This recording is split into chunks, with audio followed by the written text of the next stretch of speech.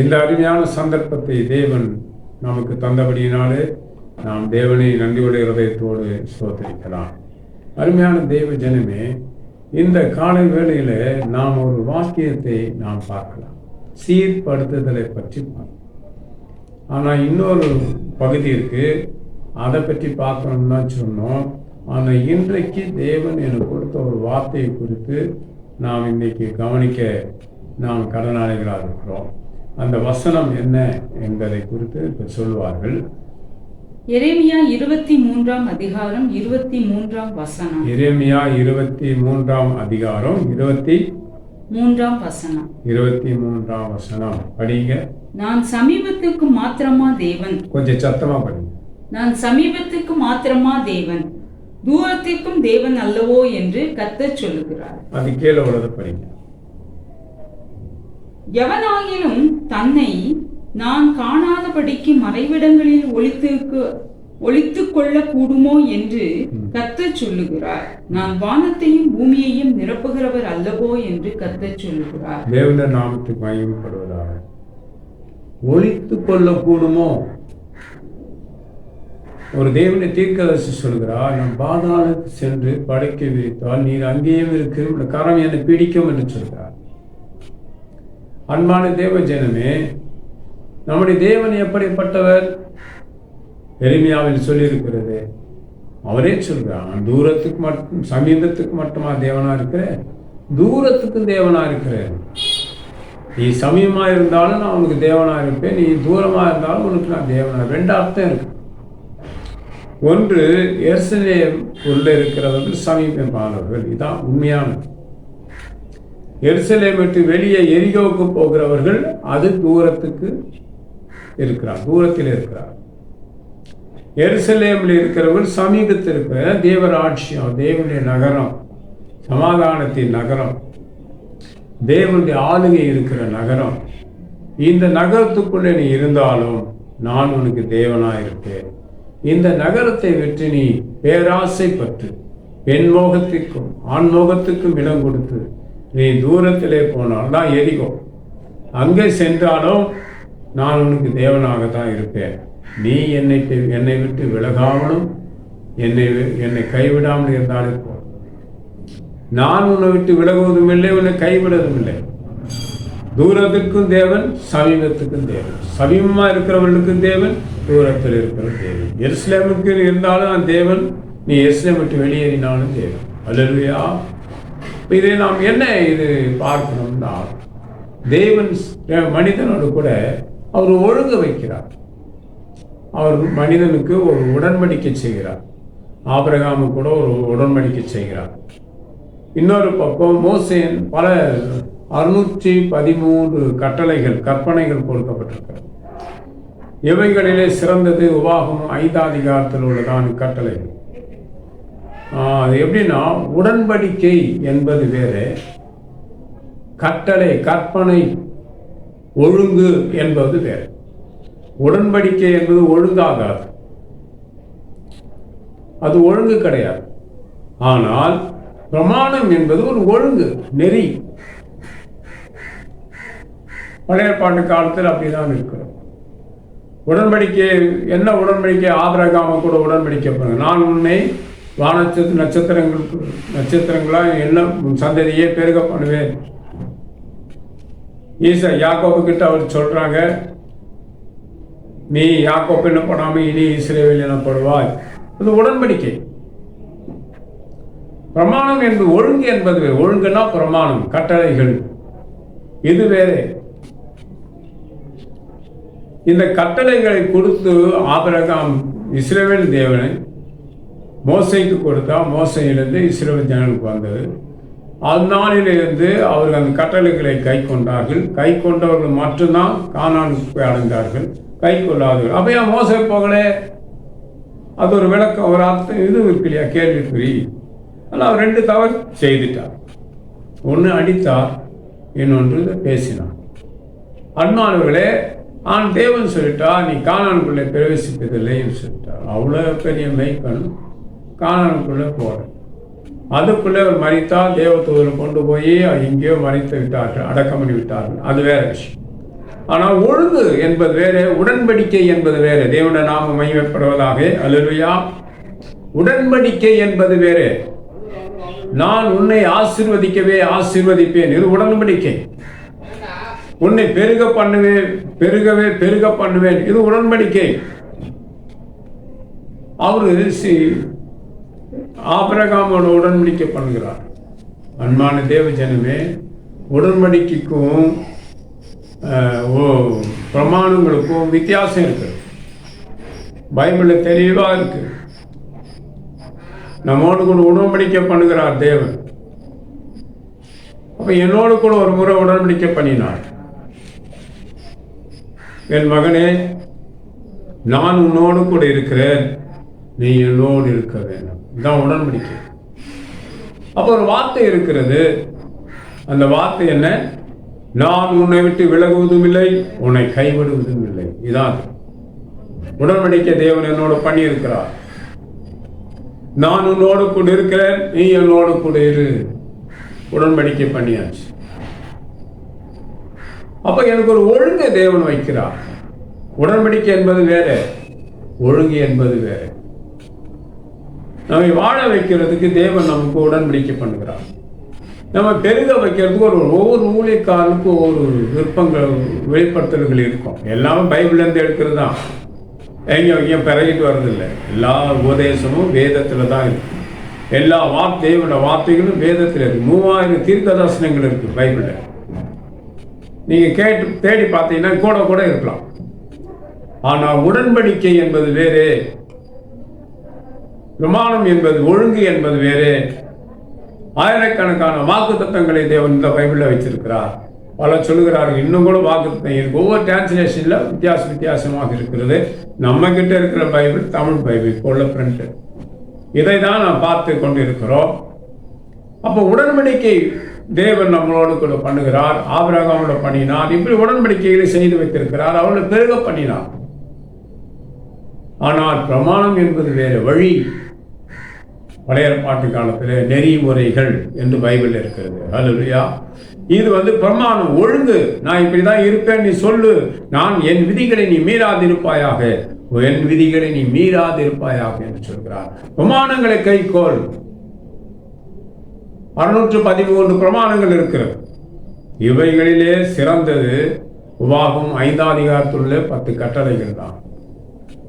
ஏன் அடியேன் அதை பிரதானப்படுத்துகிறேன்? பலர் அதை பிரதானப்படுத்துகிறதே இல்லை. அது பழைய ஏற்பாட்டியா 10க்கு தூரப்போட நியாயப்பிரமாணத்துக்கு கொடுக்கப்பட்டது. அன்பானவர்களே, அது தேவனுடைய வாய் சொல்லிற்று, அது விரல் எழுதிற்று. இதை நான் கனம் பண்ணணுமா, அதை தூக்கி வீசணுமா? நான் எனக்கு கொடுத்த வெளிப்படுத்தினபடி அதை நான் கனம் பண்ணுகிறேன். ஏனென்றால் தேவனுடைய வாய் சொல்லிட்டு விரல் எழுதிற்று.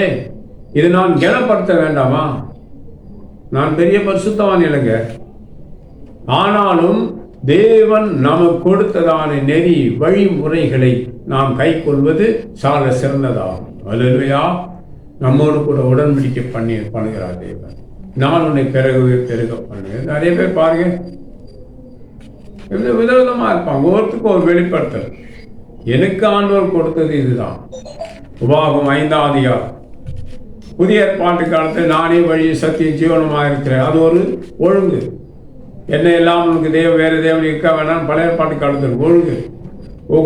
லேவியராகும் 26ஆம் அதிகாரத்தில் எடுத்து படிச்சு பாருங்க. அதில் ஒன்று இருக்கு, என்னையின்றி வேறு தேவர்கள் இருக்கக்கூடாது. அது இருக்குது. சித்திரந்தீர்த்த கலை நமஸ்கரிக்கும் பொருட்டு உங்கள் தேசத்தில் வைக்காதிருப்பீர்களாக இருக்கு. அது எல்லாம் எச்சரிக்கை. அதை வழிபடக்கூடாது, தேவையில்லை. தேவன் ஒரு ஒழுங்கை வைத்திருக்கிறார். தேவன் ஒரு ஒழுங்கை வைத்திருக்கிறார். அப்ப தேவனுடைய வார்த்தைக்கு நாம் கீழ்ப்படிந்து விடணும். நம்மோடு கூட உடன்படிக்கை வேதத்தில் பாரு, ஆபிரகாம், ஈசாக்கு, யாக்கோபு இப்படி வந்தீங்கன்னா உடன்படிக்கை பண்ணிக்கொண்டே இருக்கிறார். ஆபிரகாம் வைத்து தாங்க பைபிளே இருக்கு. ஆபிரகாம் வைத்துதான் பைபிளே இருக்கு. அதுக்கு முன் வைத்தது வேற. ஆபிரகாம் வைத்துதான் இஸ்ரவேலரே வெளியே வர போறாங்க. ஆபிரகாம், ஈசாக்கு, யாக்கோபிலிருந்து 12 கோத்திரங்களை பிரித்தார். தனக்கொண்டு ஒரு கோத்திரம், லேவி கோத்திரம். அடுத்தது என்னது? யூதா கோத்திரம். இந்த லேவி கோத்திரத்தையும் யூதா கோத்திரத்தையும் தேவன் விட மாட்டார். எந்தை மட்டும் ஆண்டவர் பக்கத்திலே வைத்துக் கொள்கிறார். இப்போ நாங்கள் ஒரு வீட்டில் இருந்து தான் பிரசங்கித்து கொண்டிருக்கிறேன். வெளியில் இந்த மரம் வெட்டுகிறாள் போயிருக்கு, அந்த சவுண்டு கேட்க தான் செய்யும். அது நான் ஒன்றும் வெட்டாதீங்க ஒன்றும் சொல்ல முடியாது. ஆனால் நம்மளோட வார்த்தை, இப்போ தேவனுடைய வார்த்தை என்பது நம்மளுக்கு முக்கியம். இப்போ திருகசுரான பாதாளத்தில் போய் படுக்க வைத்தாலும் இவங்களுக்கு கரம் என்னை பிடிக்கும். அன்பானவர்களே, ஒழுங்கு என்பது பிரமாணம், உடன்படிக்கை என்பது வேறே. உனக்கு எனக்கு தேவன் செய்கிறதான உடன்படிக்கை. ஒரு இடத்த வாங்க போகிறோம்னா நான் அக்ரிமெண்ட் போகிறோம், அதுதான் பெரிய உடன்படிக்கை போகிறேன். நான் எடுத்துக்கொள்வேன், நான் விட்டுருவேன், இதான் உடன்படிக்கை. அப்படியான தேவஜனமே, இந்த உடன்படிக்கை என்பது வேறு, தேவனுடைய பிரமாணம் ஒழுங்கு என்பது வேறு. உடன்படிக்கை நாம் அடைந்தால் ஒழுங்கின் தேவன் நமக்கு தருவார். ஒழுங்கு என்று தேவன் நமக்கு வைத்தால் நம்மோடு கூட தேவன் உடன்படிக்கை பண்ணிவிட்டார். உடன்படிக்கை இல்லாமல் ஒழுங்கு இல்லை, ஒழுங்கே வைக்காமல் ஆண்டு உடன்படிக்கை வைக்கிறது. நீ மனப்போல வாழ்ந்துட்டா என் உடன்படிக்கை ஒன்று கூட நடக்குமா? அதாவது இந்த அம்மா இஷ்டத்தின்படி நான் வாழ்ந்துகிட்டு இருக்கிறோம், அது ஒழுங்காகாது. நீ ஆண்டவனோடு கூட உடன்படிக்கை பண்ணிட்டா, ஆனால் ஒழுங்காற்று தெரிகிறான். சாலமோனை பாருங்க, அவர் கேட்டதை தந்துட்டார், ஞானம் கேட்டான் கொடுத்துட்டார். ஆனால் ஜீவிதம் ஒழுங்கு இல்லையே. எத்தனை மறுமனை ஆட்டி வச்சிருக்கிறான். ஏன் அவனை குறித்து விசுவாசப்பட்டே இல்லை, அவன் பேர் இல்லை. ஒழுங்கு இருக்கிறது, இது அதெல்லாம் சொல்ல உடன்படிக்கை இருக்கிறது. ஆனால் ஒழுங்கு அவனுக்கு ஒழுங்கை கடைபிடிக்கவில்லை. கெட்டு நொந்து அதன் பிறகு கடைசியில் வரான் வழிக்கு. ஆனால் நாம் கெட்டு நொந்த பிறகு தேவன் பட்சம் வரக்கூடாது. ஏன்னா ஏற்கனவே நான் தேவன பிள்ளைகள் ஆகிட்டோம், அதுக்கு பிறகு நாம் கெட்டு போகக்கூடாது. நாம் சரியாய் வாழ விளைவினங்கள் வரும், சரியா வாழ. உடன்படிக்கை என்பது பேர் ஒப்பந்தம் பண்ணுகிறது. இது ஒழுங்கு. பிரமாணம் என்பது ஒழுங்கு. உடன்படிக்கை பண்ணி இருக்கிறார் ஆண்டவர் என்னோடு கூட, நான் உடன்படிக்கையோடு வாழ்ந்து கொண்டு இருப்பேன். வாழ்ந்துக்க எத்தனை மரமணியாக்கிய சாலமோன மாதிரி சேர்த்துக்கிட்டு இருப்பேன். எனக்கு எல்லாம் தருவார் ஆண்டவர் அப்படின்னு சொல்லி உடன்படிக்கை மட்டும் வச்சுக்கிறீங்க. ஒழுங்கற்று வாழ்ந்தால் உன்னை தேவனை விற்று அது ஒழுங்கற்ற தன்மை விலகிவிடும். பிரமாணத்தை நமக்குள்ள வைத்திருக்கிறோம், அதுதான் நம்மை தேவனோடு வைக்கவே ஒழிய இது வேற. நான் நிறைய ஊழியக்காரர் சபையில் நிறைய ஜனங்கள் வச்சிருப்பான், ஆனால் வைப்பாட்டிகளையும் வச்சிருப்பான். ஆறாவது நல்லா நடத்துவான், நல்லா பாட்டு போடுவாங்க, நல்லா பிரசங்கம் இருக்கும், ஆனால் வைப்பாட்டிகள் இருக்கும். எனக்கு தெரிஞ்ச ஊழியக்காரங்களாம் பட்டியல் போட்டு காட்டிடுவேன். நான் ஒரு ஊழியக்காரன் 25 பிள்ளைகளிடத்துல தப்பா நடந்திருக்கிறான். அவன் படுக்க போகும்போது 2 பொம்பளை பிள்ளைகளை கூட்டிகிட்டு போயிடுவான். வரலன்னா அடிப்பான். அந்த ஊழியக்காரன் செத்து போயிட்டான். நிறைய சபைகளை சில ஊழியக்காரங்களாம் வைப்பாட்டிகளை வச்சுக்குவாங்க, விசுவாசிகளையோ ஒரு ஊழியக்காரர்களையோ நமக்கு தெரியாது. ஆனால் ஒரு பிரசங்கம், பெரிய பிரசங்கம், பெரிய ஆராதனை. அருமையானவர்களே, ஒழுங்கற்று இருக்கிறவர்கள் தேவன் முன்பே நிற்கவே முடியாது. நீ பாவம் பண்ணிட்டேன்னா பிசாசு உனக்கு சாதகமாக வந்துடுவான், சாதகமாக அப்படின்னு சொல்லிடுவான். ஆனால் தேவன் மனைவி உள்ளவன் தன்னோட மனைவி ஸ்தானத்தில் எந்த பெண்ணையும் வைக்கக்கூடாது. எல்லாம் தானா வரும், ஆனால் வைக்கக்கூடாது. நீ ஸ்திரீகளால் கரைப்பட்டு போவாய். ஆட்டுக்குட்டியானவர் எங்கே சென்றாலும் உம்மால் பின்பற்ற முடியாது. நீ ஆட்டுக்குட்டியானவர் பின்பற்றலைன்னா உன் விசுவாசியை எப்படி பின்பற்ற வைப்பீங்க? உன் உடன் ஊழியக்காரனை எப்படி பின்பற்ற வைப்பீங்க? ஏன் உன் பிள்ளைகளே ஆட்டுக்குட்டியானவரை பின்பற்ற முடியாது? காரணம், அப்பம் பேசிக்கலன்னா பிள்ளைகள் அப்படி தான் இருக்கும். கண்டிப்பாக நான் ஒரு சில குடும்பத்தில் பார்த்துருக்கேன். அப்போ ஒரு பொம்பளை பொறிக்கும், கண்டிப்பாக அந்த இருக்கிற பிள்ளைகள் ஒருத்தன் பொம்பளை பொறிக்காது. புரியுதுங்களா? ஒரு பாசோட குடும்பத்தில் தண்ணி அடிக்கிற ஒருத்தர் இருப்பான், 2-3 பேர் தண்ணி அடிப்பாங்க. நான் அவங்களை நேரடியாக பார்த்துட்டேன். ஒருத்தர் கூட இருக்க பிள்ளைகளாலும் கெடுத்து நாசம் பண்ணிடுவான். ஆனால் ஊழிய பேசார், அவன் நிலைமை என்ன ஆகுமோ தெரியாது. சிறிகளார் கரைப்பட்டவன் ஆட்டுக்குட்டி ஆனவரை பின்பற்ற முடியாது. நீ எவ்வளோ பெரிய சபை நடத்தினாலும் சரி, அடா கும்பிட்ட நீ வந்து ஆட்டுக்குட்டியானவரை பின்பற்ற முடியும். கண்கள் சொருகி போயிட்டு பாட்டு பாடுங்க, டான்ஸ் ஆடுங்க. தேவனுடைய முன்பே நீ அருவருப்பான நிலையில் இருக்கிறாய். சரி, அப்போ ஒழுங்கு நமக்கு தேவைப்படுகிறது. ஒழுங்கற்றவர்களாய் தெரியக்கூடாது. நெறிகளை மீறாதிருப்பாயாக என்கிறது ஒழுங்கு. உடன்படிக்கை பண்ணினா உடன்படிக்கை பண்ணி தேவன் உதவி செய்வா. கொடுத்துட்டா கொடுத்தது தான். அப்போ ஆண்டவர் கிட்ட நிற்க மாட்டார், கிட்ட நிற்க மாட்டார். நீ தான் ஒழுங்கா இருந்துக்கணும். என்னோட ஆண்டவர் உடன்படிக்கை பண்ணிட்டான்னு சொல்லிட்டு அதையே கேட்டுட்டு எல்லாம் கொடுத்துட்டார். சாலமோன் ஞானத்தை கேட்டான், ஐஸ்வர்யத்தையும் கொடுத்தார். வைப்பாட்டிகளை கொடுத்தாரு. மறுமனை வாட்டிகளை தேவன் தரல சாலமோனுக்கு. அவனா அந்த புத்தியை வச்சு அவன் எடுத்துக்கொண்டான். பெண்மோகம் பெருகிட்டு அவனுக்கு. அழகா ஞானத்தை கண்டு அழகான பெண்கள் எல்லாம் அவனை தொடர்ந்து வருகிறார்கள். அருமையானவர்களே, கவர்ச்சி நமக்குள்ளே வளர்ச்சி இருந்தால் நாம் விரும்பாமலே பெண்கள் நம்மை தேடி வருவார். என் வாழ்க்கையில் வந்துருதான்னு சொல்றேன். மெனக்கு நடக்கு நல்லா ஒரு ஷூட்டிங் பிறையெல்லாம் நடத்துறாரு. இதை பார்த்து வந்த பெண்கள் நிறைய. அவங்க இஷ்டத்துக்கு நான் இல்லைன்னா என் பேரை கெடுத்த பெண்களை எனக்கு தெரியும். என் மேல ஒரு அபாண்ட பழியை போட்ட பெண்களை எனக்கு தெரியும். அருமையானவர்களை, இன்னை வரையிலும் என் மேல ஒரு அபாண்ட பழி இருக்கிறது. நான் யாரோ பெண்ணை கெடுத்து விட்டேன் என்று சொல்லிக்கொண்டே இருக்கிறார்கள். எந்த பெண் என்று எனக்கே தெரியவில்லை. எவ்வளோ ஒருத்த பழைய போட்டான் பொறாமையில. எந்த பெண்ணை கெடுத்தேன்னு தெரிய மனைவியை தான் நான் கெடுத்தேன். எந்த பெண்ணிடத்துலையும் நான் பிரவேசிக்கிறேன். எந்த பெண்ணை என் இடத்துல பிரவேசித்து ஒரு பிள்ளையை பெற்றெடுத்து இதுவேளை வளர்க்கலை. அருமையானவர்களே, சிலர் நமக்கு தீங்கு செய்வது பொறாமையினால். இப்போ உங்களில் சிலரை சாத்தானானவன் காவலில் போடுவான், 10 நாள் உபத்திரப்படுங்க. எனக்கு இன்னும் ஓயவே இல்லை. அந்த ஊரில் ஒருத்தன் சொல்லிட்டு இருந்தான், உண்மை இல்லைங்கிறது அது நிரூபிக்கப்பட்டாச்சு. இங்கே ஒருத்தன் எழுதி இருக்கிறான், யார் பொண்ணை கெடுத்து விட்டுட்டேன்னு ஊரெல்லாம் சொல்கிறான். அதாவது எங்கள் ஊரில் திருநெல்வேலியில் சொல்லுவாங்க, அவன் ஒரு கூமுட்டை, அவன் ஊரெல்லாம் போய் நம்மளை போய் தப்பாக பேசுகிறான், அதை கேட்குறவன்னு இருக்கா வந்து அவன் அதை விட பெரிய கூமுட்டை அப்படின்னு சொல்லுவான். இப்போ நான் ஒரு பட்டணத்துக்குள்ளே கிராமத்துக்குள்ளே போனால் வேறு வார்த்தை சொல்லுவாங்க. என்ன வார்த்தை தெரியுங்களா? என் மேலே கோச்சிக்காதீங்க. ஏன்னா என்ன நம்மளை பற்றி அவன் குறை சொன்னான். ஏன்னா அவன் ஒரு குண்டி நக்கியில் அந்த குண்டி நக்கி பேச்சை கேட்டுட்டு இந்த குண்டி நக்கிய கவனிச்சுட்டு இருக்கிறான்னு கேட்குறாங்க. பத்தியா, சொல்கிறவன் ஒரு குண்டி நக்கி, கேட்குறவன் ஒரு குண்டி நக்கி. கிராமத்தில் உள்ளே போனோம்னா இப்படி பேசுவார். இப்போ என் பேரை கெடுக்கிறான், யாரை பொண்ணை கெடுத்துட்டேன்னு சொல்லி. அவன் ஒரு குண்டி நக்கி அதை கேட்டுக்கிட்டு என்கிட்ட வராமல் அங்கேயே புழுங்கிட்டு கிடக்கான். பத்தியா, அவன் ஒரு குண்டி நக்கி. நீ ஊழியக்காரன் இருந்தாலும் குண்டி நக்கி ஊழியக்காரன் தான் நான் சொல்லுவேன். ஏன்னா எனக்கு நண்பர்கள் கிடையாதுங்க, பழகியிருக்கிறேன். என்கிட்ட டீப்பாக பழகினவங்க யாரும் கிடையாது. 20 வருஷம் நான் இங்கே இல்லை. என் கூட டீப்பாக பழகின ஆட்கள் இருந்தால், இன்னார் உன்னை பற்றி தப்பாக பேசுகிறாங்க, உன் பொண்ணுக்கு ஏதோ ஒரு பொண்ணுக்கு எடுத்துட்டியாமே இப்பெல்லாம் பேசுகிறாங்க, அவனா வந்து கேட்பான். இல்லை என்ன ஒருத்தனையும் கேட்கல. காரணம் என்ன? என்கிட்ட அவன் டீப்பாக பழகலை, நானும் அவன்கிட்ட டீப்பாக பழகலை. என்கிட்ட டீப்பாக பழகணும் தான் இப்படி சொல்லிட்டு அலையிறான்டா, உடனே வந்திருப்பான் என்கிட்ட. இதுவேளை எவனும் வரல, யாரும் வரல.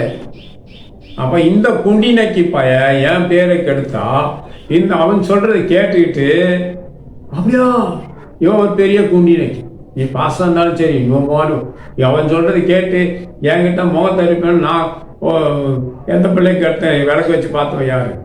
அவன் சொல்றதை கேட்டுட்டு நீ என்ன அப்படியா அப்படின்னு சொல்றேன்னா நீ ஒரு பெரிய குண்டி நக்கி.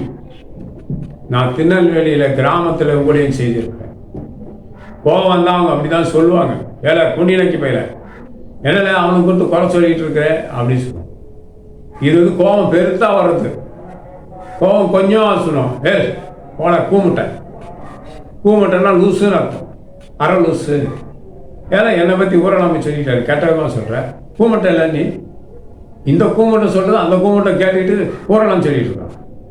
வாட கூமுட்டா பயில அப்படின்னு. நீ உள்ள கொஞ்சம் கிராமத்துக்குள்ளே போனோம்னா பச்சையாக பேசுவோம், வாட குண்டி நக்கி பயில. நீ ஒரு குண்டி நக்கி உங்ககிட்ட இந்த விஷயத்தை கேட்டுட்டு கேட்குறான் பற்றியா, அவன் அதை விட பெரிய குண்டி நக்கி. இந்த குண்டி நக்கி கூட சாவகாசமே எனக்கு வேண்டாம்னு சொல்லுவான். அதே மாதிரி தான் இந்த ஊரில் நான் யாரோ பொண்ணைக்கு எடுத்துட்டேன்னு சொல்லி ஊரெல்லாம் ஒரு நாய் சொல்லிட்டு அடையுது. அது ஒரு குண்டினைக்கு. இதை கேட்டுட்டு ஒருத்தன் முரண்டு பிடிச்சிட்டு போனான் பார்த்தீங்களா, அவன் பெரிய குண்டினைக்கு. நீ ஊழியக்காரனாக இருந்தாலும் அவன் சொல்கிறத கேட்டுட்டு என்கிட்ட அப்படியா அப்படின்னா உன்னை போல கேடு கட்ட குண்டினைக்கு யாரும் இல்லை. எனக்கு யாரும் பழக்கம் இல்லைங்க. யாருன்னா சொல்லுங்க, யார்கிட்ட நான் நெருங்கி பழகிருக்கேன்னு யாரும் சொல்ல மாட்டான். யாருன்னா என்கிட்ட நெருங்கி பழகி இருக்கிறதா யாருன்னு சொல்லுங்க பார்ப்போம். சொல்லவே மாட்டேன். நானும் நெருங்கி பழகினதில்லை, அவங்களும் என்கிட்ட நெருங்கி பழகினது கிடையாது. தேவன் ஒருவர். ஏன்னா என் குறித்து கெட்டதும் பேசுவேன். ஆண்டவர்கிட்ட சொல்லு, என் தேவனுக்கு என்ன தெரியும், எனக்கு என்று நியமிக்கப்பட்ட தேவனுடைய தூதர்களுக்கு அது தெரியும். ஏன் இந்த ஏரியாவில் உள்ள பேய்களுக்கே எனக்கு தெரியும்டா. போ குறிமேடிக்கு போய் சொல்லி பார்ப்போம். ஒரு பெண்ணை கெடுத்துட்டான் அவன், மந்திரவாதி கிட்ட போறேன் இல்லை, வரும் உனக்கு. அங்கே போய் சொல்லு. சவுத் இந்தியாவில் 42 பேர் இருக்கான் தெய்வ சக்தி உள்ள மந்திரவாதி. மற்றவெல்லாம் பேய் சக்தி உள்ள மந்திரவாதிகள். பேய் ஆழ்வார்களை வைத்து மாந்திரிகம் செய்வார்கள். பேய்கள் சக்திகளை வைத்து அவன்கிட்ட பொய்யெல்லாம் நம்பிடுவான். அவனுக்கு தேவை தொட்டு பேய் ஏறி விடுவான். புரியுதுங்களா? நீ போய் எங்கே போற? தெய்வ சக்தி உள்ள மந்திரவாதிகள் இடத்துல நான் வேலை ஊழியம் செய்திருக்கிறேன். சிலர்கிட்ட என் ஃபோட்டோ இருக்குது, என் நம்பர் இருக்குது. அவங்க எப்போ டைரி எடுத்து பார்த்தாங்கன்னா அதோட மேட்ரு க்ளோஸ் முடிச்சிடுவாங்க. இதான் அங்கே நடந்தது சிந்தாவளியில். எனக்கே சூரிய வைக்கிற பாசம் தான் சொல்லுவான். பேச்சிட்டு போனால் செத்து போயிடுவான். அப்போ உனக்கு எனக்கு தீமை செஞ்சுட்டே இல்லை, அவங்க இன்னும் டைரி எடுத்து பார்த்துட்டாங்கன்னா உன் கதை முடிஞ்சிடும். இதெல்லாம் எனக்கு தெரியும். மாந்திரிகங்களை பற்றி எனக்கு தெரியும். எந்த மாந்திரிகத்தை எங்கே செய்யலாம். அதுபோல் நேர்மையான அந்த தெய்வ சக்தி உள்ள மந்திரவாதிகளத்தில் போய் சொன்னால் அவங்க பொய்யை நம்ப மாட்டாங்க. நாம் சொல்கிறது பொய்யா உண்மையான்றது அவர்களுக்கு நன்றாக தெரிந்துவிடும். பேய் ஆழ்வார்களை வைத்து பேய்களை வைத்து மாந்திரிகம் செய்கிறவர்களுக்கு இதை கணிக்க தெரியாது. இந்த பேய்கள் உள்ளது சொல்லாது. புரியுதுங்களா? அப்போ அது அப்படிதான் இருக்கும். அப்போ தேவனுடைய ஆலோசனைப்படி நெறிகளின்படி நாம் வாழ பார்க்கணும். இப்போ என் பேரை யார் இடத்துல கெடுத்து பேசினாலும் நான் அதை பற்றி கவலைப்படலை. எனக்குன்னு சிலர் இருக்கிறாங்க. எனக்குன்னு சிலர் கூட பந்த சகோதரனை கூட பழகின சில தேவ பிள்ளைகள் இருக்கிறாங்க. அவங்க இந்துக்களாக இருக்கிறாங்க, இருந்தாலும் தேவ பிள்ளைகளாக இருக்கிறாங்க. அவர்கள் இடத்துல போய் நீ கெடுத்து பேச நம்ப மாட்டாங்க. டைரெக்டாக என்கிட்ட வந்து சொல்லிடுவாங்க. ஏன் இந்த பையன் இவனை பற்றி இப்படி சொல்லுது கேட்டுருவாங்க என்கிட்ட. எந்த பெண்ணிடத்திலையும் தப்பாக பழகினதும் இல்லை, தப்பாக நடந்ததும் இல்லை. என்னால் ஒரு பெண் கர்ப்பவதி ஆனதும் இல்லை. ஆசைப்படுவாங்க. அந்த இதே ஊரில் நான் வாலிப வயசில் இருக்கும்போது போட்டி, நீ கல்யாணம் பண்ணிக்கிறியா, நான் 2 பேர் யாரும் ஒருத்தர் கல்யாணம் பண்ணிட்டு விடக்கூடாது. 2 பேர் கையிலே நான் மாட்டல. நல்ல பிள்ளைங்க தான், நல்லா படித்தவங்க தான், தெரிஞ்ச பிள்ளைங்க தான். ஆனால் கடைசியில் நான் கைக்கு அகப்படாததுனால அவங்க என்ன பேர் வச்சு எனக்கு அலி அரவாணி 9 அப்படின்னு எனக்கு பேர் வச்சு. சரியான 9 இதுதான் பெண்கள் செய்வாங்க. அவங்க மோகத்துக்கு நாம் ஆளாகலை, அவங்க வழிக்கு போகலைன்னா நம்ம 9ன்னு சொல்லிடுவாங்க. மோசமான லிஸ்ட்டில் வச்சுருவாங்க பொண்ணுங்க. இதை எனக்கு தெரியும். அன்பானவர்களே, இப்படிப்பட்ட பெண்களை கல்யாணம் பண்ணினா நம்ம வாழ்க்கை 0. அப்போ நாம் என்ன செய்யணும்? நாம் விலகி பார்த்துக்கணும். யாருக்கு எடுத்தா எனக்கு என்ன அறிந்த தேவன் அவர் தான், இதை உருவாக்கின தேவன் அவர் தான், என் தாயின் வயிற்றில் இருந்து என்னை சரியாய் வெளியேற்றின தேவன் எனக்கு தான். ஹாஸ்பிட்டலில் போய் கறக்கிறேன், எங்கள் அம்மா மீன் கழுவிட்டு இருக்கும்போது தரணும். பாருங்க எவ்வளோ பாதுகாப்போட தேவன் என்னை கரத்தில் எடுக்கிறார். அல்லேலூயா. அதனால ஒழுங்கு என்பது வேறு, உடன்படிக்கை என்பது வேறு. நாம் அதை சரியாக புரிந்து கொண்டு வாழ நாம் முயற்சி எடுக்க வேண்டும். புரியுதா உங்களுக்கு? ஒழுங்கு வேற, உடன்படிக்கை வேற. எங்கே தேவன் உடன்படிக்கையை தருகிறாரோ பண்ணுகிறாரோ அங்கே ஒரு ஒழுங்கையும் இருக்கிறார். ஒழுங்கெல்லாம் விட்டுடுவோம். உடன்படிக்கை பண்ணினபடி உனக்கு எல்லாம் நன்மையில கிடைச்சிருன்னு வச்சுக்கோங்களேன். அப்போ நீ என்ன செய்வே? சாலமோன் மாதிரி வைப்பாட்டிகளை சேர்த்துக்கிருவியா? விசுவாச பட்டியலில் வேசியோட பேர் இருக்கு, ஆனால் சாலமோனின் பேர் ஏன்? அவன் உடன்படிக்கை பண்ணினவன் தான். ஆண்டவர் உடன்படிக்கை பண்ணி இருக்கிறார். ஞானத்தை தான் கேட்டான், ஐஸ்வர்யம் செல்வம் எல்லாத்தையும் கொடுத்தார். ஆனால் அவன் வைப்பாட்டிகளை ஆண்டவர் தரல, இவனா போய் எடுத்துக்கிறான். பேராசை, பெண்மோகம் அவனை கொண்டு குழியில் தள்ளிட்டு. அன்பான தேவஜனமே, உடன்படிக்கும் ஒழுங்குக்கு உள்ள வித்தியாசத்தை சரியாக கண்டுபிடிக்கணும். உங்கள் பைபிளில் உடன்படிக்கை இருக்குது. உடன்படிக்கையும் பிரமாணத்துக்கும் ஒழுங்கு இருக்கு இல்லையா? இதுக்கு வித்தியாசம் தெரியாமல் எதுக்கியா பேசுகிற? ஒழுங்கு இருக்கவன் வாழ்க்கை அது வேறு, உடன்படிக்கை என்பது வேறு. நான் உன்னை பெருக பண்ணுவேன்னு சொல்றான். ஏன் கூட ஆண்டவர் ஒழுங்க உடன்படிக்கை பண்ணினான். மகனே, நான் உன்னோடு கூட இருக்கிறேன், நீ என்னோடு கூட இரு. அப்போது சொல். அதுக்கப்புறம் ஒரு வார்த்தை தேவன் தருகிறார். என்ன வார்த்தை? நான் உன்னை விட்டு விலகுவதும் இல்லை, கைவிடுவதும் இல்லை. இதுவெல்லாம் அதான் நடந்துட்டு இருக்கு. என் பெரிய ஜனங்க கிடையாது, பணம் அதிகம் இல்லை, பணம் கிடையாது. அன்பானவர்களே, இந்த ஒழுங்கின்படி வாழ தேவன் எனக்கு உதவி செய்கிறார். என் பேரை கெடுக்கலாமா? ஏதோ பெண்ணை கெடுத்து விட்டுட்டு வந்துட்டான், நீ என்ன பார்த்தியா? போய் விளக்கு பிடிச்சியா? நீயே கேடு கட்ட போய உனக்கு இருக்கு. தேவனுடைய கோபம் உன் மீது இறங்குகிற காலம் அன்றைக்கு நீ அதுக்குரிய வாதைகளை அடைந்துதான் சாவாய். நீ மட்டும் இல்லை, உன் சந்ததிகளும் அதை தான் அடையும். நீ என்ன பாவம் செய்தியோ அதுவும் சந்ததி மேலே இருக்கும். இப்போ நான் திருநெல்வேலியில் பாளையங்கோட்டையில் இருக்கும்போது ஒரு வீட்டுக்கு ஜெபம் பண்ண போகிறேன். அவங்க சொந்தக்காரங்களே சொன்னாங்க, ஐயா அது சரியான சாபம் பிடிச்ச குடும்பம். அவன் முன்னோருக்கு இப்படி செய்தாங்க, பூட்டை அப்படி செய்தான், பாட்டம் அப்படி செய்தான், இவன் அப்போ அப்படி செய்தான், இப்போ பிள்ளைகளும் அப்படி இருக்கிறாங்க. நீங்கள் போய் எதுக்கையா அவங்க வீட்டில் ஜெபம் பண்ண போறீங்க? அப்படி போகாது. யாரு? பங்காளியே சொல்றான். அந்த மனுஷனுடைய பங்காளி, அண்ணனுடைய அவர் சித்தப்பா பெரியப்பா பிள்ளைங்க பங்காளியவர். இவரு பிள்ளைகளை பற்றி அவரை பற்றி அவர் சொல்றாரு. தயவு செய்து போகாதீங்க. அருந்த கைக்கு சுண்ணாம்பிடாங்க. அருந்த கையில் வெட்டுப்பட்ட கைக்கு சுண்ணாம்பு வைக்கிறான். அது கூட இல்லாதவன் அவன் வீட்டுக்கு போய் ஜெபம் பண்ண போறீங்களே, அவன் சாபம் முடிச்சுமே அப்படின்னு சொல்லிட்டாரு பாருங்க. அன்பானவர்களே, நீ செய்த பாவம் உன் வாசல் பேரில் படுத்திருக்கும். என் பேரை கெடுக்காது. புரியுதா? உன் நிலைமையை நினைச்சு பாருங்க. நீ கேடுகட்ட வாழ்க்கை வாழ்ந்து கொண்டிருக்கிறாய். கேடுகட்ட வாழ்க்கை மந்திரவாதியை வச்சுக்கிட்டு நீ வாழ்ந்துக்கிட்டு. இல்லைன்னா நான் இங்கே இருக்க முடியுமா? மந்திரவாதி வச்சுக்கிட்டு வாழ்ந்துட்டு இருக்கேன். எனக்கு ரூபா மாந்திரியம் பண்ணிடுவோம், தொலைச்சிருந்தேன். உன் சந்ததியே கேடுகட்ட சந்ததி. புரிஞ்சுக்குங்க. என்னை கெடுத்தா உன் பிள்ளைகளுக்கு நீ தானா தகப்பன்றது நினைச்சு பார்த்து. அன்பானவர்களே, ஒருவனுடைய பெயரை கெடுக்கக்கூடாது. யார்கிட்ட போய் என்னை பற்றி யார் குறை சொன்னாலும் எனக்கு அதை பற்றி கவலை இல்லை. தேவன் தாங்கணும். ஆண்டவர்த்தர் சொல்லாமே, ஆண்டவரே அவன் பெண்ணை கெடுத்து விட்டான், நான் கண்ணாரை கண்டேன், அதை தான் உங்கள்கிட்ட சொல்றேன். போய் சொல்ல ஆண்டவரத்துல.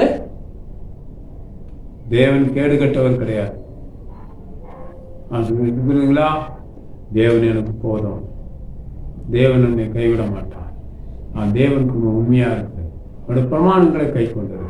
எனக்கு ஒரு ஊழியம் இருக்குது, எனக்கு ஒரு ரிஜிஸ்ட்ரேஷன் பண்ணி கவர்மெண்ட்டில் அப்ரூவல் வாங்கியிருக்கிறேன். என் ஊழியத்துக்கு நான் கவர்மெண்ட்டில் ஊழியம் செய்து அப்ரூவல் வாங்கியிருக்கிறேன். சும்மா தெருப்பொருக்கி கிடையாது. சென்ட்ரல் கவர்மெண்ட்டில் அப்ரூவல் வாங்கியிருக்கேன் நான். புரியுதா? சென்ட்ரல் கவர்மெண்ட்டில் உண்மையாக முடித்து கிராஜுவேஷன் வாங்கின பிஷப் அண்ட் மாடரேட்டர் அவர் எனக்கு அப்போஸ்தலன்னு சொல்லி கிராஜுவேஷன் கொடுத்துருக்கிறார். முதல்ல மிஷினரி என்று கிராஜுவேஷன் வாங்கினேன், அடுத்து பாஸ்டர் என்று கிராஜுவேஷன் வாங்கினேன், அடுத்து ரெவரண்ட் என்று கிராஜுவேஷன் வாங்கினேன். இந்த மிஷினரி என்ற கிராஜுவேஷன் காணாமல் போயிடுச்சு. அப்போது ரெவரண்ட் கிராஜுவேஷன் வாங்கின அதுவும் காணாமல் போயிட்டு. அந்த 93 பாஸ்டர் என்று வாங்கின கிராஜுவேஷன் என்கிட்ட இருக்கு. அதுவும் மக்கி போச்சு. நானாக ஒட்டி நானே பாஸ்டர் எழுதி வச்சிருக்கேன். மக்கிட்டு அதை பார்த்தா தெரியும் உங்களுக்கு அது எப்படி இருக்குது. மக்கிட்டு அப்படியே ஒப்பேற்றி ஜெராக்ஸ் எடுத்து வச்சுருக்கேன். ஒன்று உள்ளே வச்சுருக்கேன். அன்பான தேவ பிள்ளைகள், எனக்கு ரெவரண்ட்டுங்கிற கிராஜுவேஷன் காணாமல் போயிட்டு, அப்போஸ்தலங்கிற கிராஜுவேஷனும் காணாமல் போயிட்டு. அது ஒரு போராட்டம். கடைசியில் என் பிள்ளை தான் பார்த்தான், அப்பா இதவாங்க இதில் இருக்குது, அதை எடுத்து பத்திரப்படுத்தி கொண்டு அதுதான் அதை வைத்து தான் இந்த ஊழியம் செய்கிறேன். அது இல்லாமல் மேன்மை என்னன்னா சிபிஎம்ல ஊழியம் செய்கிறேன். அதான் என்னுடைய மேன்மை. XTPM போட்டு தான் கையெழுத்து போடுவேன். என் ஊழிய வளர்ச்சிக்கு, என் ஜீவித வளர்ச்சிக்கு காரணம் இருந்தது சிபிஎம் ஸ்தாபனம். நான் அதை மறக்கலாமா? என் தலையின் பலன் டிபிஎம் ஸ்தாபனம். அதில் வைத்து ஆண்டவர் என்னை உருவெடுத்தார். அதை யாரையும் நான் சார்ந்து வாழ்றதில்லை. அங்கே கற்றுக்கொண்ட மேன்மையான அனுபவங்களை தேவன் எனக்கு தந்திருக்கிறார். அடைந்ததையும் இருக்கு. அனாவசியமான எந்த பழக்கமும் என் இடத்துல கிடையாது. யார் இடத்துல நான் நெருங்கி பழக வேண்டிய அவசியம் இல்லை. பழகவே மாட்டேன். யார் இடத்துல போய் என் பேரை கேட்டாலும் அதை பற்றி எனக்கு கவலையே இல்லை. என்னை அழைத்தவர் தேவன். என் பிறப்பை கொச்சப்படுத்தி பேசினவர்கள் கதைகள் ஒன்றுமில்லாமலே போயிற்று. இவருக்கும் அவனுக்கும் பிறந்தது என்று என் காதார கேட்டார், சொன்னார். இன்னொரு பொம்பளை சொன்னா, எவங்கிட்ட பிள்ளைய வாங்கிட்டு இங்கே வந்து பெத்து போட்டுட்டான்னு சொன்னான். அவங்க இன்னொரு 2-3 பேரும் சொன்னாங்க, எவங்கிட்ட பிள்ளைய வாங்கிட்டு இங்கே வந்து பெத்து போட்டுட்டான். புரியுதுங்களா? எத்தனை இடத்துல நான் என் பிறப்பை கொச்சப்படுத்தி பேசி என்னை கேவலப்படுத்தி இருக்கிறாள் என்று எனக்கு தெரியும். நான் ஒரு அவமான சின்னம். என் தாய் என்னை பாவத்தில் கற்பந்தரித்தார். நான் துர்க்குணத்தில் உருவானேன். எவ்வளோ அவமானம் பாருங்க. என் காது கேட்க சொல்றாங்க, இவன் அவனுக்கு பிறந்தவன், இவன் எவனுக்கோ பிறந்தவன். அன்பான தெய்வ ஜனமே, இந்த அவமானம் என்னை மிகவும் பாதிக்க வைத்துவிட்டேன். அதான் சொன்னேன், என்னை வளர்த்த தகப்பன் எல்லா உதவியும் அவர் தான் செய்தார். ஆனால் அவரே என் சிறு வயதில் சொன்னார், எவனுக்கோ பிறந்த பிள்ளைய நான் வளர்க்குறேன், இது எனக்கு தேவையா அப்படி சொன்னார். எங்கள் அம்மா கிட்ட பார்த்து என் காதால் கேட்டேன். சர்வவல்லமை தேவன் அதுக்கு சாட்சி. ஆனால் பிறகு நான் எதுக்கு படிக்க வேண்டும்? ஊதாரித்தனமாக அலைந்து திரிந்தேன். அன்பானவர்களே, ஒரு தகப்பனி வேண்டாம், இன்னொரு தகப்பனி யாருன்னு எனக்கு தெரியாது. அந்த கேள்வி. ஆனால் அவருடைய கண்களை தயவு கிடைக்க பண்ணி ஆண்டவர் என்னை வளர செய்தார். அவர் செய்த உதவிகளுக்கு நான் கைமாறி என்னால் செய்ய முடியாது. அதனால தான் நான் சொல்லிவிட்டேன், உன் தகப்பனுக்கு நான் பிறக்குவேன். அன்பானவர், ஏன் இதுனா, இவர்களெல்லாம் சொல்லி முடித்த 54 வருஷம் இதை சகித்து இருக்கிறேன். ஓப்பனாக பேசிட்டேன், உன் தகப்பனுக்கு நான் பிறக்கிறேன். அதோடு போங்க விட்டுட்டேன். என்னை அழைத்தவர் தேவன், அது எனக்கு போதும். என் பேரை கெடுக்கிறவர்கள் அவங்க வாழ்க்கை ஒழுங்கா இருக்குதான்னு பார்க்கணும். அவங்க வாழ்க்கை திருநெல்வேலியில் இருந்தேன் ஒருத்தன் இதே மாதிரி தான் சொல்லிட்டாருங்க. கடைசியில் அவன் வாழ்க்கை மோசமாய் போனது. அவன் வாழ்க்கை மோசமாய் போனது. எத்தனையோ பெண்கள் என்னை இச்சித்து என்கிட்ட வந்திருக்கிறார். ஒருவரை நான் மிஸ்யூஸ் பண்ணினதே கிடையாது.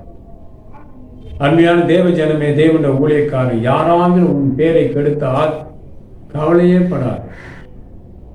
எனக்கு ஒரு பரிசுத்தவான் சொல்லிக் கொடுத்தார். விஎல் சாக்கோ என்பவர் சென்ட்ரல் பாஸ்டர் சிபிஎம்ல இருக்கு. மோனே இங்கே இங்கே வாங்க. சரி என்னன்னு கேட்டேன். அவர் சொன்னார், ரோட்டில் போகிறோம், நம்ம ட்ரெஸ்ஸில் நிறைய தூசியெல்லாம் படியும். அதுக்கு நாம் ஷர்ட்டை ஜிப்பாவை கிழிச்சு போட்டுருவோமா? நாம் கிழிச்சு போட மாட்டேன். இல்லை, வந்து தண்ணியில் போட்டு கழுவி சுத்தப்படுத்தி மறுபடியும் நாம் உடுத்திக்கலாம். இதுதான் ஜீவியம்.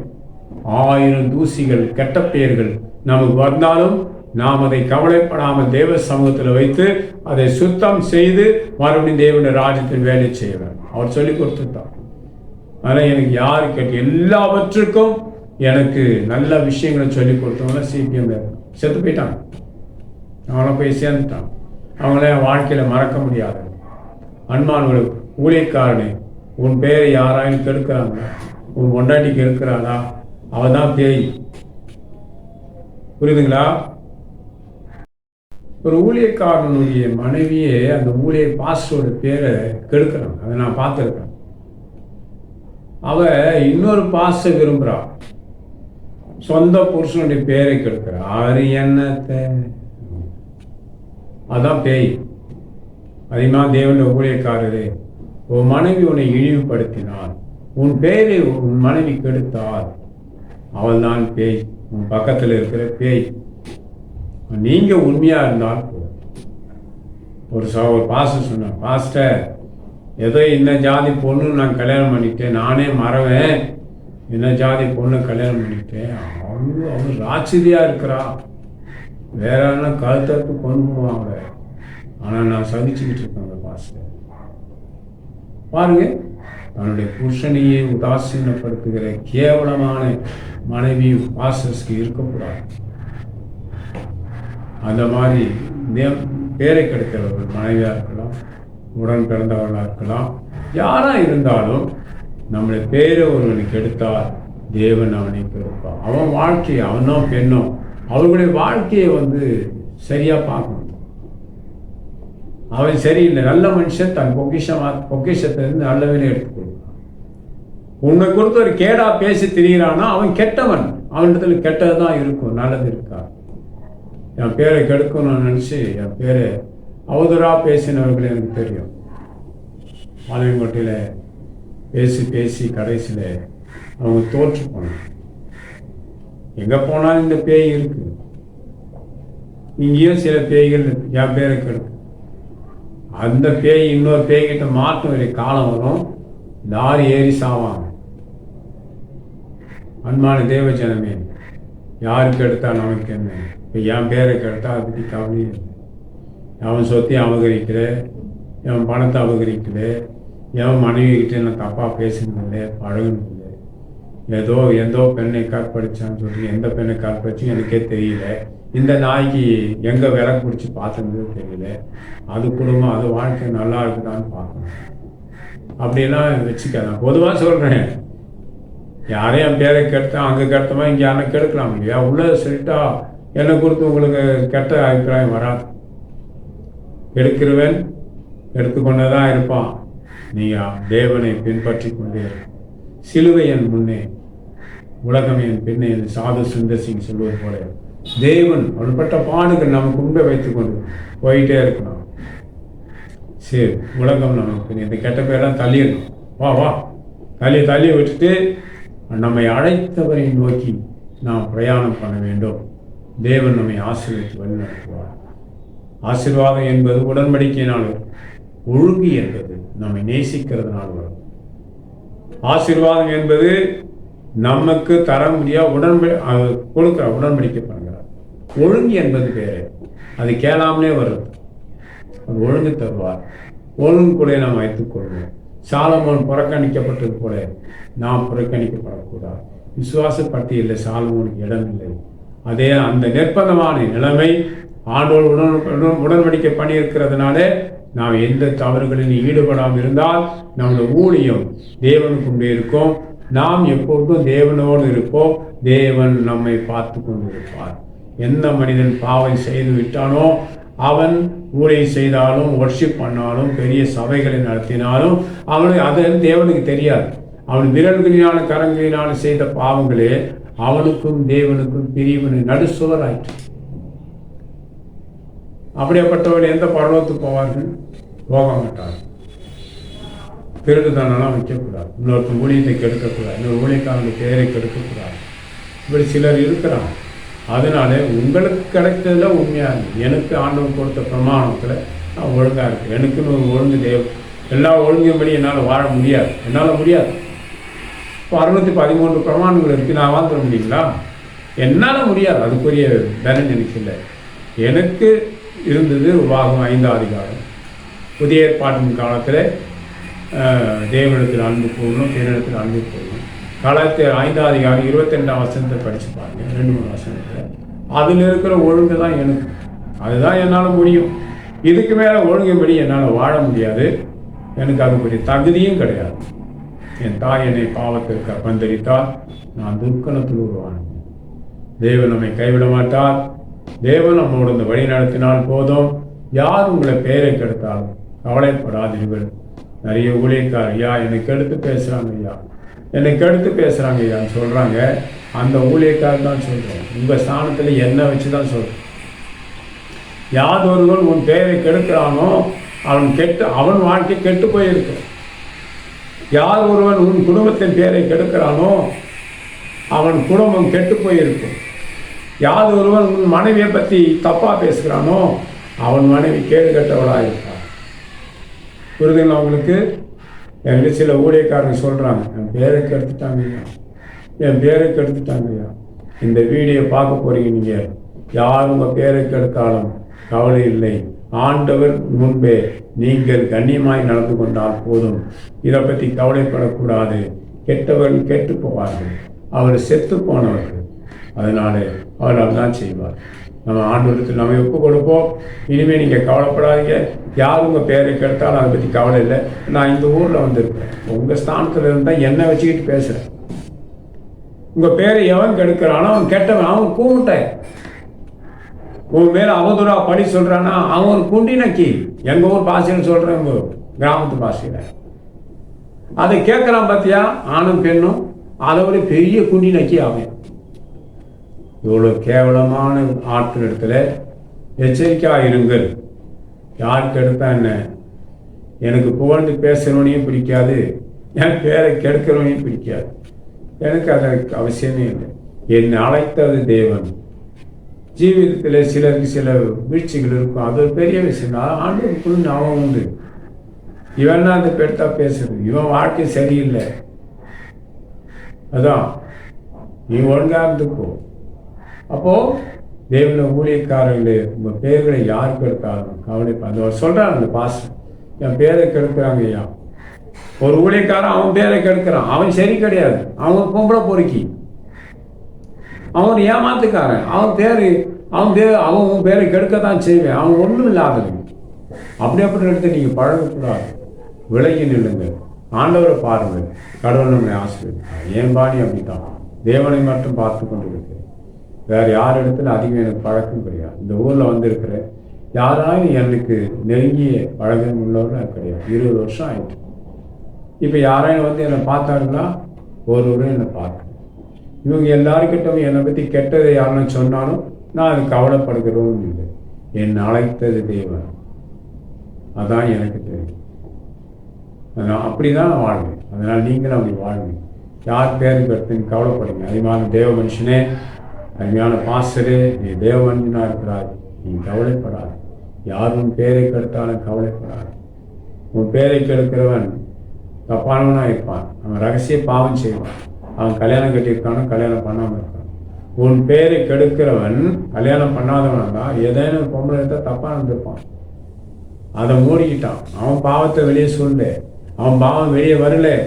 ஆனால் நியாய தீர்ப்பு வரும்போது அவன் ஆவி வெளியே போகல சரீரத்தை விட்டு. அப்போதான் தெரியும் அவன் ஊழியெல்லாம் செஞ்சிடலாம். உன் பேரை கெடுக்கிறவன் வேசிக்கலனாக இருப்பான். அருமையான தேவனுடைய ஊழியக்காரரே, நீங்கள் பேசினதுக்கு அடியேன்னு சொல்லுகிறேன். உங்கள் பேரை கெடுக்கிறவன் வேசிக்கலனாக இருப்பான். அவன் கெட்டு போனவனாக இருப்பான். விசுவாசியோ ஊழியக்காரன், அதை பற்றி கவலைப்படாதீங்க. ஆறுதல் அளிக்கிறவன் தேவன், வழி நடத்துகிறவன் தேவன். அவர் உங்களை கைவிட மாட்டார்.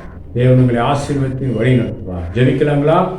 மகா பரிசுத்த தேவனே, இந்த அருமையான சந்தர்ப்பத்துக்காக ஸ்தோத்திரம். என் பேரை கெடுக்கிறார்கள், என் பேரிலே அவதூறான வார்த்தைகளை சொல்லுகிறார்கள் என்று வேதனைப்படுகிற அந்த தேவ மனுஷர்களுக்காக, தேவனுடைய ஊழியக்காரர்களுக்காக சமத்தில் இருக்கிறேன். ஆண்டவரை நீர் பார்க்கிறது போதும், நீர் வழி நடத்துகிறது போதும். உண்மையை உறுதியாய் பற்றி கொண்ட மனதுடையவனாக பூர்ண சமாதானத்தோடு கூட தன்னை அவர்களை காத்துக்கொள்ள அவர்களுக்கு இரக்கம் பாராட்ட வேண்டும் என்று இடத்துல வேண்டிக் கொள்கிறேன். தேவ ஜனங்களை ஆசீர்வதிங்க, பலப்படுத்துங்க. இது போல ஒவ்வொரு சபைகளிலும் பேர் கிடக்கிற நிறைய விசுவாசிகள் இருப்பார்கள், ஊழியக்காரர்கள் இருப்பார்கள். ஆண்டவரே, அவர்கள் 10 நாள் சாத்தானினாலே காவல் போடப்பட்டிருப்பார். அது அவர்கள் உணர்கிறதில்லை. ஒரு ஊழியக்காரனும் பேரை கெடுத்தால் அவன் சாத்தானுடைய காவலில் இருக்கிறான். அவன் தூஷிக்கிறான் என்றால் சாத்தானுடைய காவலில் இருக்கிறான். ஆமென். சவுல் தாவீதை தூஷிக்கிறான். சவுலுடைய பிள்ளைகள் தாவீது காரணம் அவர்கள் சாத்தானுடைய ஆளுகையில் இருக்கிறார்கள். அன்பான தேவ ஜனமே, கர்த்தர் ஒரு ஆசீர்வதிப்பீரா, பாதுகாப்பாரா, காத்தோடு ஜெபி கேட்டுக்கொண்ட ஊழியக்காருக்காக நன்றி. ஆண்டவரே, இந்தையும் பெருசு பண்ணாமல் உங்கள் பர்டிகுலர் உதவி செய்கிறது. யார் பேர் கெடுத்தால் என்ன, உங்கள் அனுக்கருங்க அவளோடு கூட இருந்தால் போதும். இயேசுவின் நாமத்தில் பிதாவே. ஆமென். ஸ்தோத்திரம். Praise the Lord. God bless you.